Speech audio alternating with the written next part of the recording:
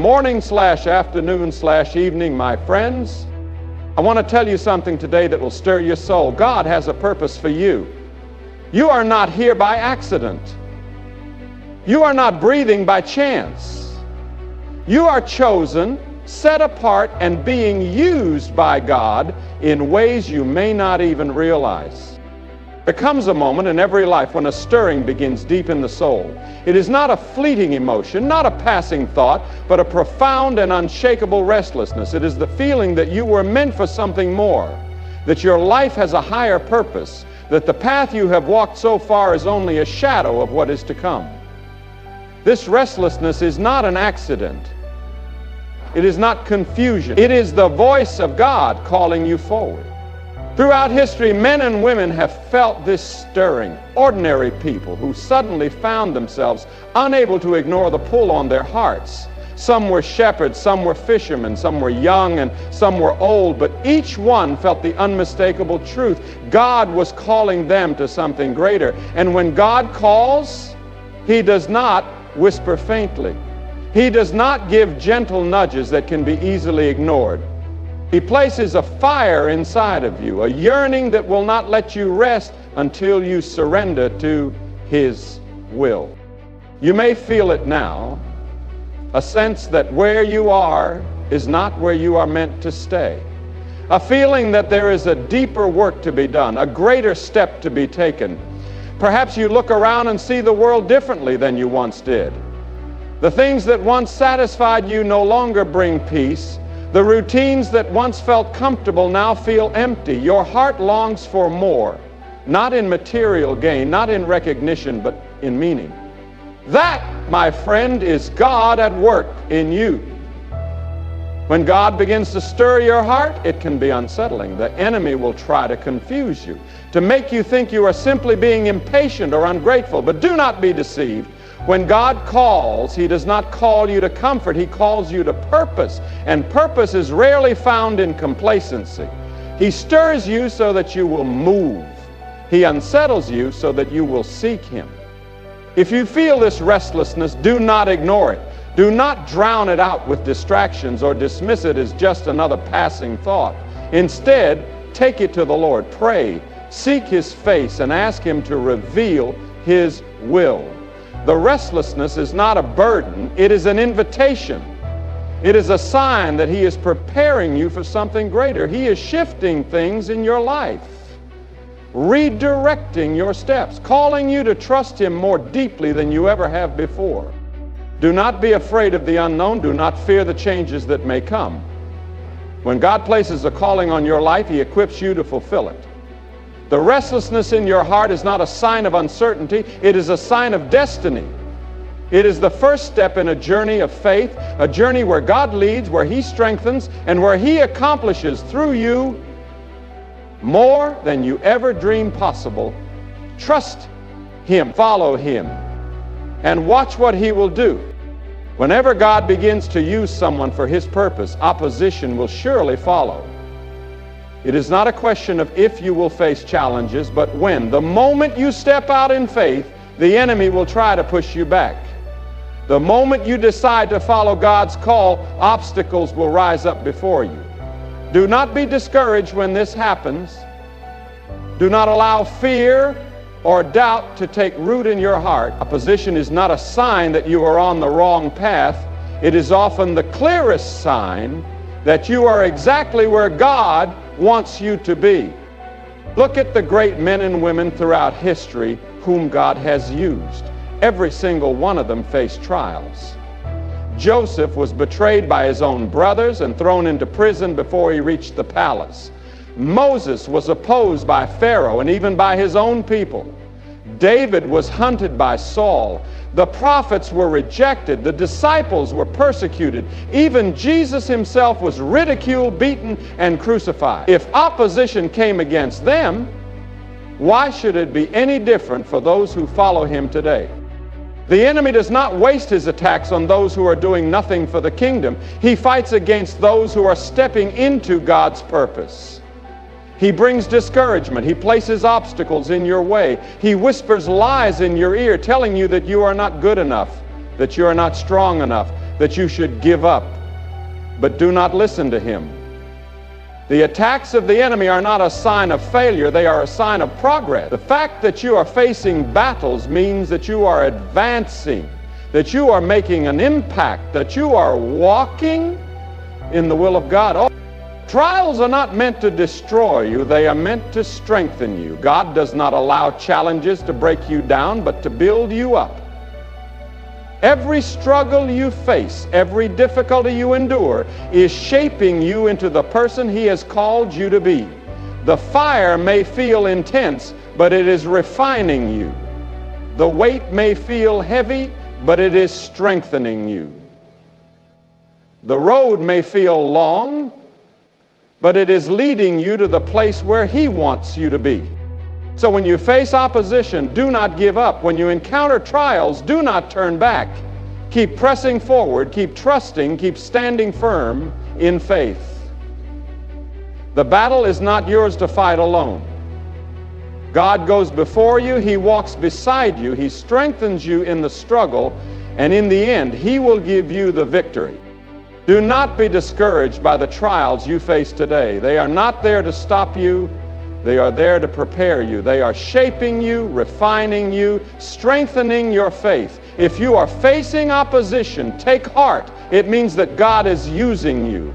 It means you are stepping into his purpose. Keep walking forward, for he who called you is faithful, and he will bring you through. When God begins to use you, he will guide your steps. He will open doors you never imagined and close doors you thought would always remain open. Sometimes you will not understand why certain opportunities slip away or why a path you once walked with confidence is suddenly blocked. But let me tell you something. When God is in control, nothing happens by accident. Every door that closes is for your protection, and every door that opens is for your direction. It is in our nature to make our own plans. We set goals, we chase dreams, we envision a future that seems right to us. But God sees beyond what we can see. He knows the dangers ahead. He knows the distractions that could pull us away from his purpose. That is why he sometimes closes doors we desperately wanted to walk through. It is not rejection, it is redirection. It is not punishment, it is protection. What seems like a setback is often the very thing that moves us closer to his perfect plan. Look at the stories of those God has used throughout history. Time and time again, he interrupted their plans to accomplish something greater. Joseph had dreams of leadership, but before they came to pass, he was thrown into a pit, sold into slavery, and imprisoned. What looked like closed doors were actually the very steps that led him to the palace. Moses tried to deliver his people in his own strength and failed. He fled into the wilderness, and for 40 years the door to Egypt was closed. But when the time was right, God opened the way for him to return and lead an entire nation to freedom. Paul had plans to preach the gospel in certain cities, but the Spirit of God led him elsewhere. The doors he wanted to enter were shut, but the ones God opened led to an even greater harvest. If you have been facing closed doors, do not be discouraged. Do not fight against what God is trying to do. Instead, surrender to his leading. Trust that he knows what is best for you. If he has closed a door, it is because he has something better in store. If he has opened a door, even one that seems intimidating or unexpected, step through it in faith. God's direction is not always what we expect, but it is always what we need. When he opens a door, no man can shut it. When he closes a door, no amount of striving can force it open. Our job is not to question his ways, but to trust his will. He is ordering your steps. He is preparing the way before you. The doors that open and close in your life are not random. They are divine appointments set by the hand of God. One of the clearest signs that God is using you is the love he places in your heart for others. When God begins to work in your life, he does not just change you, he changes the way you see the world. He softens your heart. He stirs a compassion within you that was not there before. You begin to notice the needs of those around you. You begin to feel the weight of their burdens. Your heart breaks for the lost, the hurting, and the forgotten. That is not a coincidence. That is God working through you. Throughout history, every person God has used has had one thing in common: a heart for people. Moses could have stayed in Pharaoh's palace enjoying a life of comfort, but he could not ignore the suffering of his people. David, a shepherd boy, risked his life for his flock before God ever called him to lead a nation. Jesus himself in his time on earth was constantly moved with compassion, healing the sick, feeding the hungry, comforting the brokenhearted. If God is calling you, if he is using you, he will place that same love within you. You will find yourself drawn to those who are in need. You will feel a deep desire to serve, to help, to give, to encourage. But let me tell you something. This love is not from you. It is not something you can manufacture on your own. It is not human kindness. It is the love of God working through you. And when God's love flows through you, it changes everything. You no longer see people the way the world sees them. You do not see their mistakes, their failures, their flaws. You see them as God sees them, as souls in need of grace. This kind of love is not always easy. It will take you out of your comfort zone. It will call you to give when it is inconvenient, to forgive when it is undeserved, to serve when no one notices. But that is exactly how God works. He does not call us to love only when it is easy. He calls us to love as he loves, sacrificially. If you feel this stirring in your heart, if you find yourself drawn to the needs of others, do not ignore it. That is God shaping you, preparing you, using you.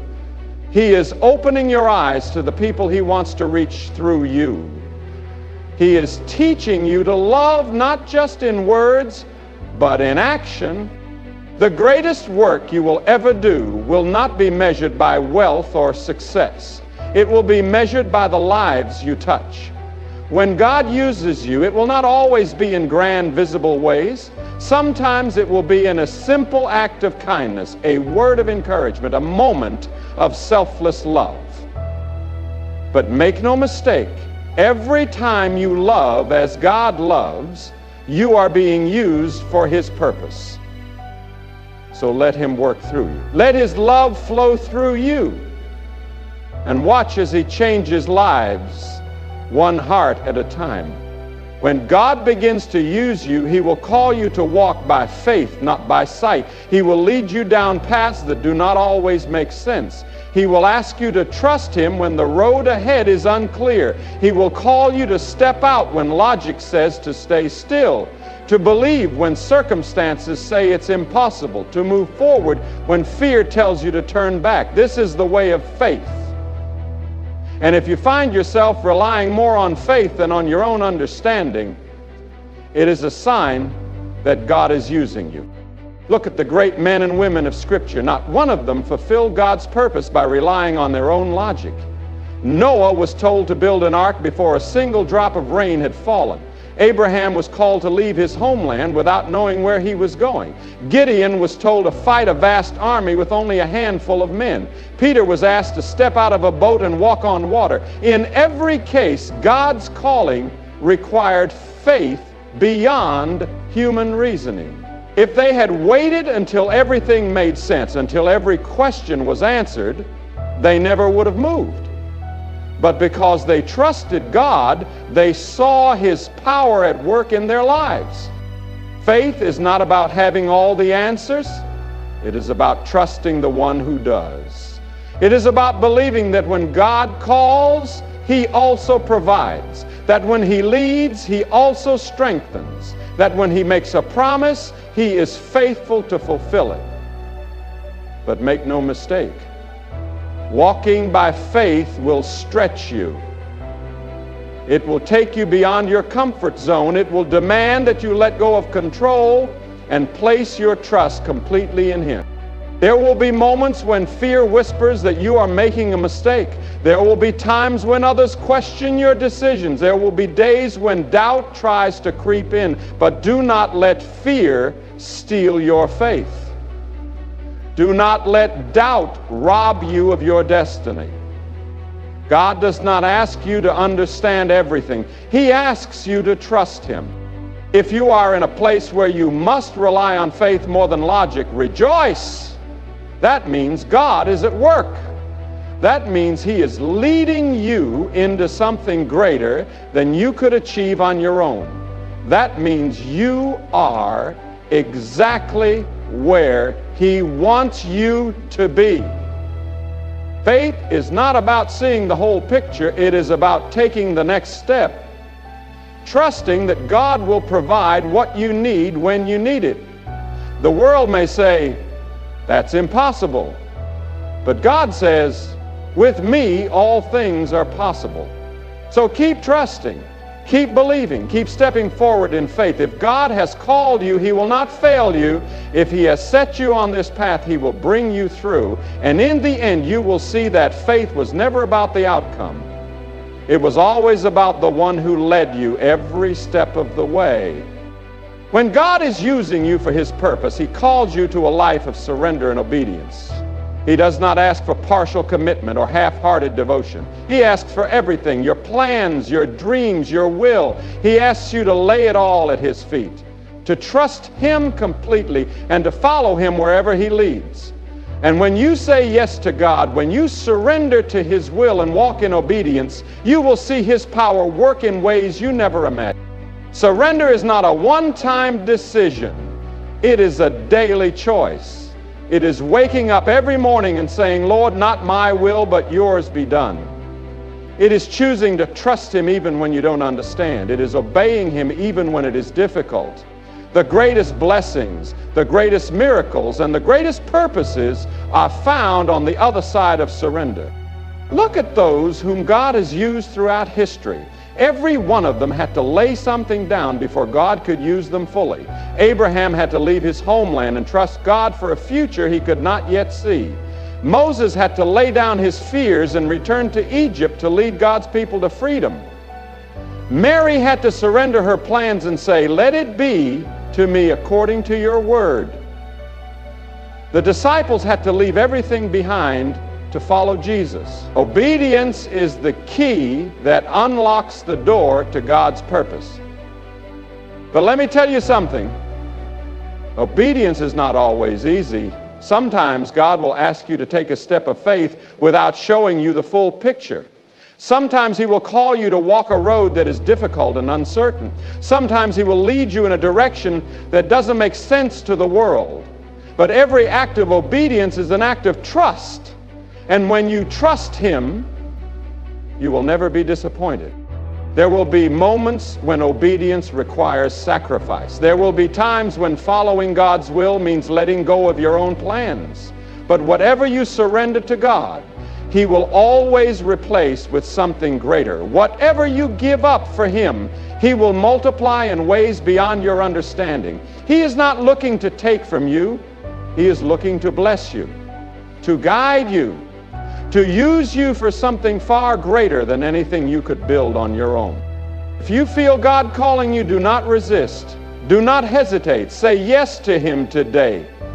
Trust that His plans are higher than your plans, that His ways are better than your ways. Do not let fear keep you from obedience. Do not let doubt keep you from surrender. God is calling you. He is leading you. He is asking you to trust Him fully. When you surrender, when you walk in obedience, He will take your life and use it for something eternal. And in the end, you will see that saying yes to God was the greatest decision you ever made.